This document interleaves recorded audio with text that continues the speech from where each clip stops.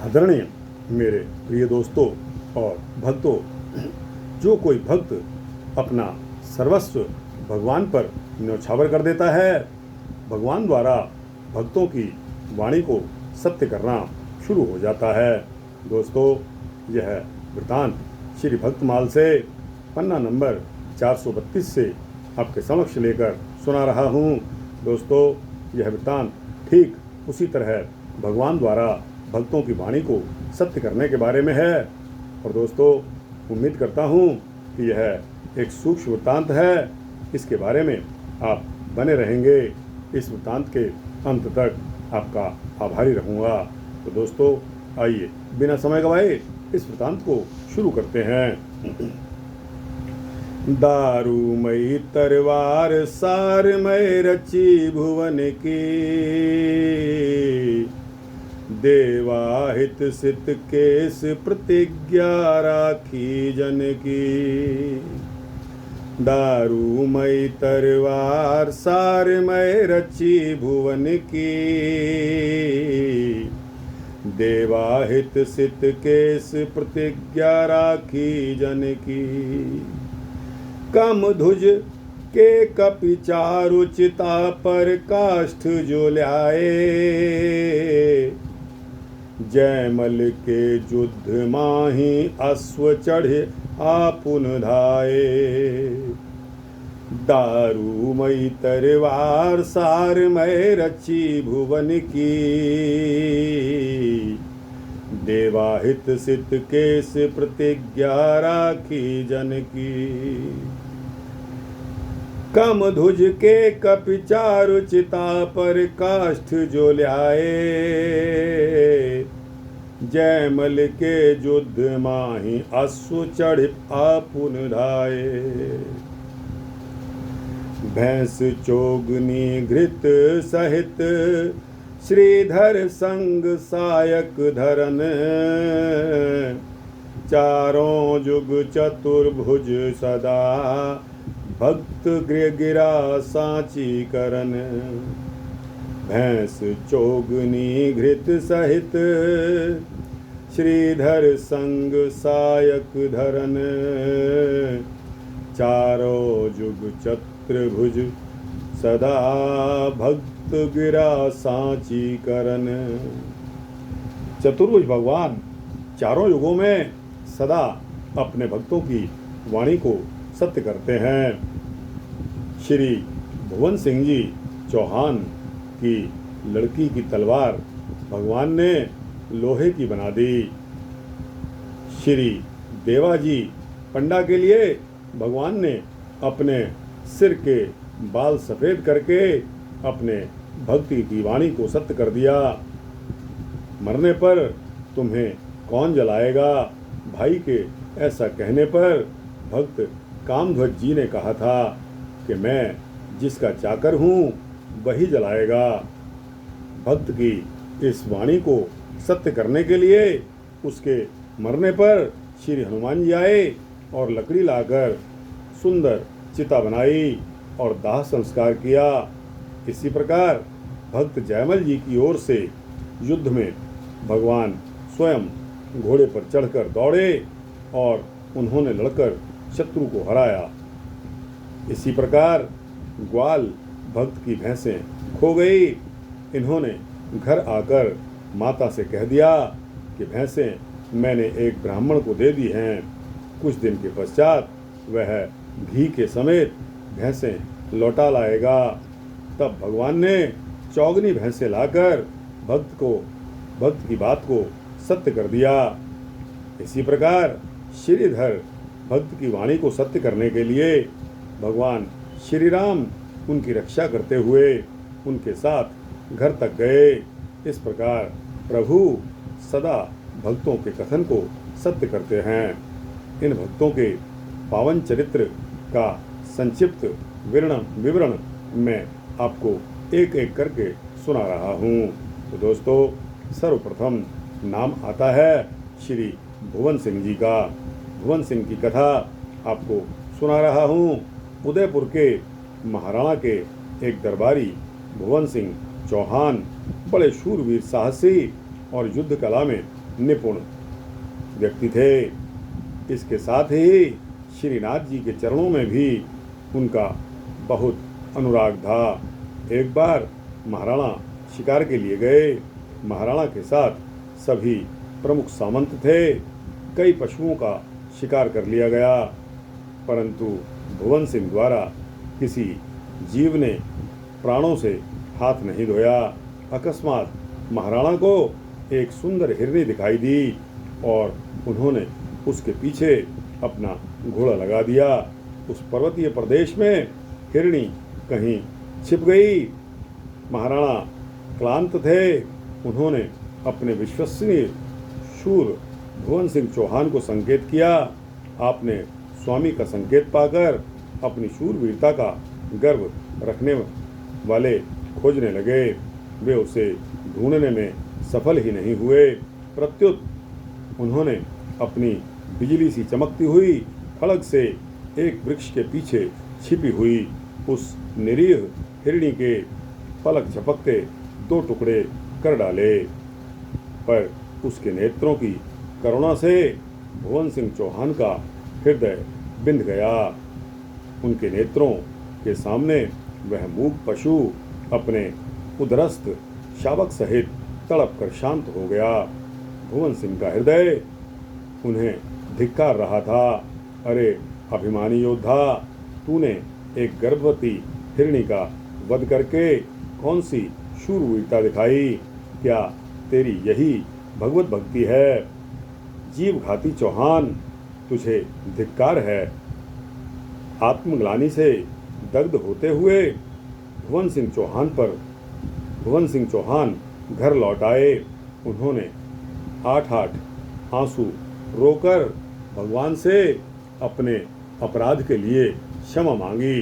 उसी समय उन्होंने तलवार का त्याग कर दिया और काष्ठ यानी कि दार की तलवार म्यान में डाल ली। महाराणा को भुवन सिंह के हृदय की बात का पता चल गया। वे तो उनका और भी अधिक सम्मान करने लगे। शूरवीरता के लिए उन्हें पुरस्कृत किया गया, परंतु भक्त तो शूरवीरता का अभिमान छोड़ ही चुका था। एक ईर्ष्यालु सामंत ने उनके काठ की तलवार ग्रहण करने के भेद का पता लगाकर महाराणा से चुगली कर दी। दरबार का एक मुकुटमणि सरदार दार की तलवार रखे, यह असंभव था। राजा को विश्वास नहीं हुआ, परंतु बार बार राणा के कानों में जब यही बात दोहराई गई तो वे भ्रमित हो गए। अंत में उन्होंने एक युक्ति निकाली जिससे भुवन सिंह जी की तलवार भी देख ली जाए और वे अपमानित भी ना हों। राणा ने एक दिन वन भोज का आयोजन किया और उसमें सभी दरबारियों को आमंत्रित किया। नाना प्रकार के मनोरंजक कार्यक्रमों के बीच महाराणा सहसा बोले, अच्छा, सभी सामंत अपनी अपनी तलवार दिखाएं, देखें किसकी तलवार में अधिक चमक है। ऐसा कहकर सबसे पहले महाराणा ने अपनी तलवार निकाली। उसके बाद तो बारी बारी से सभी अपनी अपनी तलवारें म्यानों में से निकालते और रख देते। भुवन सिंह चौहान बड़े धर्म संकट में पड़ गए। सभी के नेत्र उन्हीं की ओर टकटकी से लगाए बैठे थे। उन्होंने कहना चाहा, मेरी तलवार तो काठ की है, परंतु भगवत कृपा से उनसे कहते यह बन पड़ा कि मेरी तलवार तो सार असली लोह धातु की है। और जैसे ही विकंपित हाथ से उन्होंने तलवार म्यान से निकाली तो उनके सहित सबके नेत्र आश्चर्य से फटे के फटे रह गए।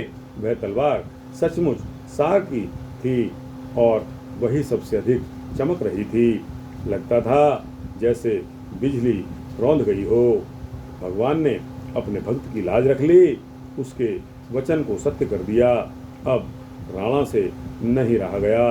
वह रोष से आग बबूला हो गए और भरी सभा में उन्होंने भुवन सिंह जी को सारी घटना सुनने के पश्चात उस चुगलखोर सामंत का सिर उड़ा देने की घोषणा की। भुवन सिंह ने इस सारे घटना चक्र में श्रीनाथ जी की अहेतुकी कृपा का दर्शन किया और अपराधी सामंत के लिए प्राणदान की याचना करते हुए आर्द्र वाणी से कहा कि हे राणा जी, वास्तव में गर्भवती हिरणी का प्राण लेने के पश्चात मैंने एक दार की तलवार ही धारण कर ली थी। यह तो भगवत कृपा है कि आपको यह सार की दृष्टिगोचर हुई। उन्होंने फिर म्यान से तलवार निकाली तो वह इस बार दार की ही थी। सब लोग और भी चकित हो गए। राणा उनकी भगवत भक्ति और अहिंसा भाव से बहुत प्रसन्न हुए। उन्होंने कहा कि सरदार भुवन सिंह, अब आपको दरबार में आने की आवश्यकता नहीं है। मैं नहीं चाहता कि आपकी भगवत आराधना में कोई विघ्न पड़े। आवश्यकता होने पर मैं ही आपके पास चला आऊँगा, जिससे मेरा भी इस संसार सागर से उद्धार हो जाएगा।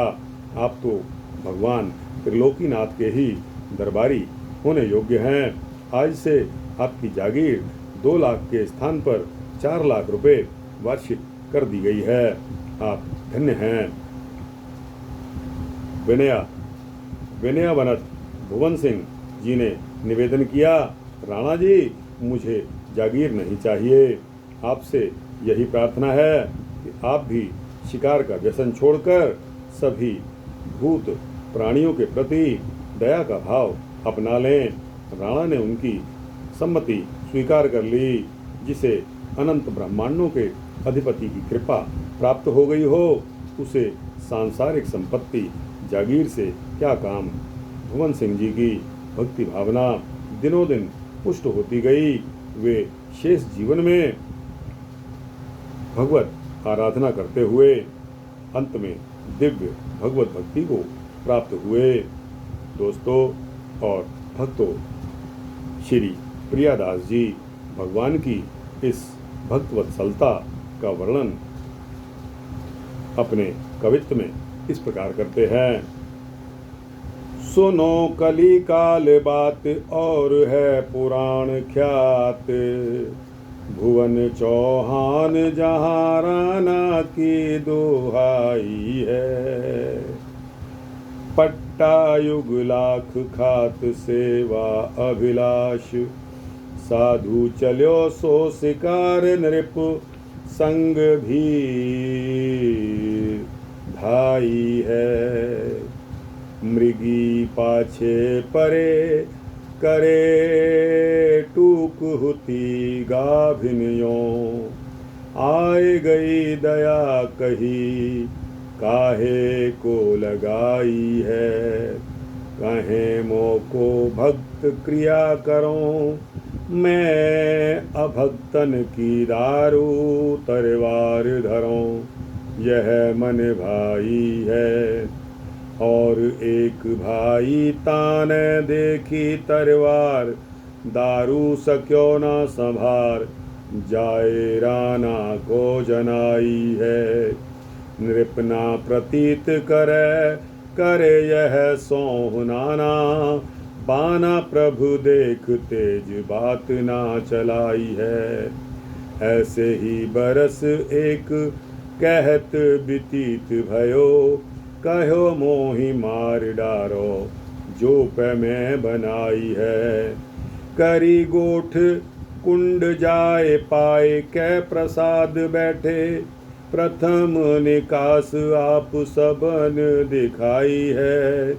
क्रम सोनिहार कहीं भुवन विचार कहा, कहो चाहेदार मुख निकसत सार है।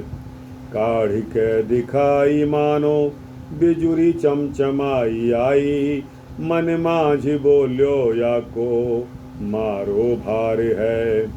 भक्त कर जोर के बचायो अजू मारिए क्यों, कही बात झूठ नहीं करी कर तार है।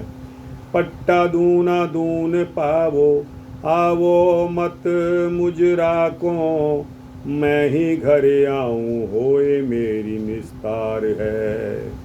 तो दोस्तों, यह कवित्व श्री प्रियादास जी महाराज द्वारा यहाँ समाप्त होता है।